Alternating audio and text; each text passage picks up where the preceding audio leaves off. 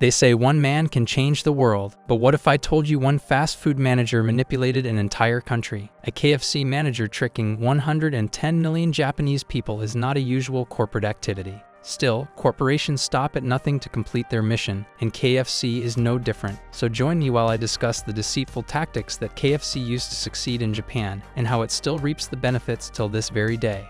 Welcome to Geek Labs. In early 1970s Japan, Christmas held little meaning for most people. With only 3% of the population being Christian, a Christian holiday was not typically celebrated, but that was about to change forever. It all began with one man's vision, Takeshi Okawara, the enterprising manager of the first KFC in Japan. Okawara was first introduced to KFC in the 1970 World's Fair in Osaka, where test stores for a few American fast food chains were among the exhibits. Okawara provided KFC with the needed packaging for their meals, so during the course of the fair, he became quite familiar with the ins and outs of the store.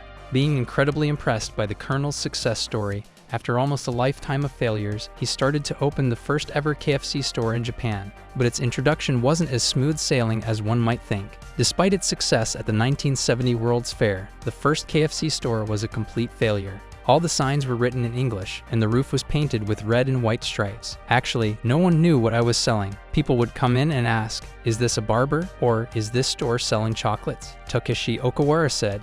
Sales were so low that Okawara started sleeping in the back of the store, eating leftover chicken to reduce costs. But this was about to change forever. One day, Okawara was inspired forever to overtake Japan with a huge KFC Christmas campaign. But what exactly inspired him? Well, there are numerous stories floating around. One story claims that he simply overheard a couple of homesick tourists in his KFC store saying they missed having turkey for Christmas and would have to settle for fried chicken instead. Another story claims that the idea of KFC Christmas in Japan came to Okawara in a dream after, similarly, overhearing tourists complain about the lack of turkeys. Finally, the last iteration of the story states that one day, Okawara got a phone call from a Catholic sister at a kindergarten. She was holding a Christmas party for the kids, and they wanted a Santa to dance in front of the children. Mr. Okawara, being among the relatively few Japanese who were familiar with Catholicism, understood the assignment.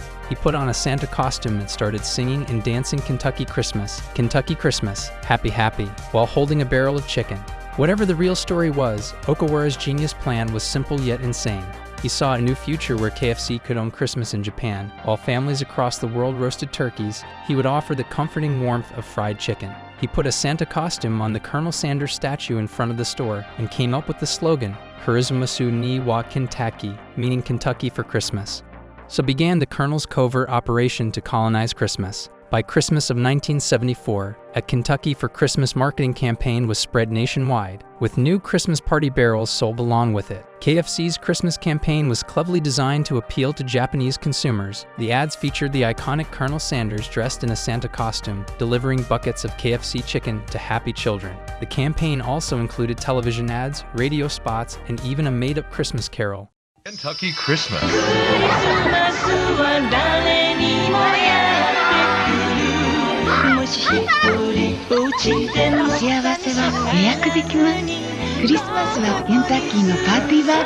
The idea was a massive hit. Families across the country would rush to KFC to order their Christmas dinner, and a new tradition was born. Having a traditional dinner for Christmas filled a void that Japanese families didn't know they had, especially after the KFC ads suggested that KFC was a traditional Christmas dinner in the USA, which was a total lie. Nevertheless, it was a complete success. Over the years, KFC Japan has continued evolving its Christmas campaign. Statues of Colonel Sanders dressed as Santa now stand outside restaurants nationwide. Special holiday menu items like a premium roast chicken made with locally sourced ingredients like cheese and mushrooms have also been introduced and baked fresh on-site. Every year as early as November, KFC Japan begins promoting and taking pre-orders for these limited time offerings to generate excitement for the upcoming season. Kentucky Christmas!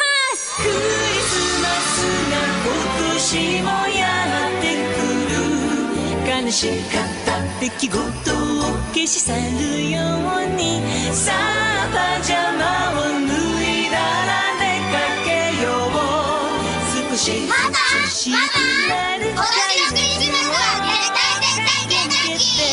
23、24、25日のご予約はお早めに。Even the signature party bucket gets an annual refresh, featuring different side dishes, a uniquely designed festive container, and a commemorative dinner plate. While the accompanying items and external design may vary each year, the core element remains KFC's iconic fried chicken at the center of the bucket and central to Japan's Christmas tradition. Through constant reinvention, KFC has firmly cemented Kentucky for Christmas as an ingrained custom that shows no signs of disappearing. Today, a reported 3 million Japanese families still flock to KFC on Christmas Eve in an attempt to get their hands on the Colonel's secret recipe. ご予約受付中です。早割10日までです。やっぱりケンタッキー。ネットでも。ケンタッキークリスマス。KFC's Christmas campaign is also a big hit on social media. Every year, customers post pictures of their Christmas meals on Instagram and Twitter, furthering the chain's reach and popularity. According to Financial Times, KFC sales in Japan on December 23rd, 24th, and 25th alone surpassed that of a whole month. In 2017, for example, KFC reported a revenue of $540 million, but between December 23rd and the 25th, KFC earned $53 million. That's almost 10% of the entire company's revenue in one single weekend. Similarly, in 2018, in the 5 days leading up to Christmas, KFC earned about 7 billion yen, which equaled about 63 million US dollars. Today, in 2024, KFC has 1140 outlets in Japan, which is more than Canada, Germany, and France combined. But KFC's influence in Japan didn't stop until its sales reports. It also found its way into the country's pop culture. Meet Maria Takeuchi, a Japanese singer and songwriter who's regarded as an influential figure in the city pop genre and one of the best-selling music artists in Japan, winning multiple accolades along the way. Takeuchi released its iconic song, Suteiki na Holiday, back in 2008, which is also known as the Kentucky Kurisumasu song, or the Kentucky Christmas song.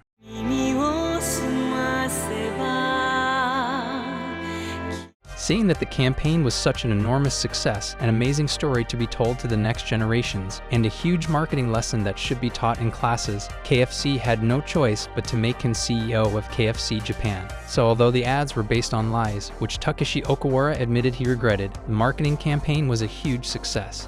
Having an entire tradition for a country revolve around your brand is no easy feat, so although its ethicality is questionable, its marketing genius cannot be denied. It just shows that with the right scheme and killer campaign, even fast food can become deeply ingrained in a culture. What are your thoughts on KFC's strategy? Were the tactics ethical? Or did the means justify the end? Let me know in the comments. And make sure to smash that like button if you enjoyed the video, and don't forget to subscribe as it helps the channel out a lot. And check out my other videos for more marketing videos. Bye.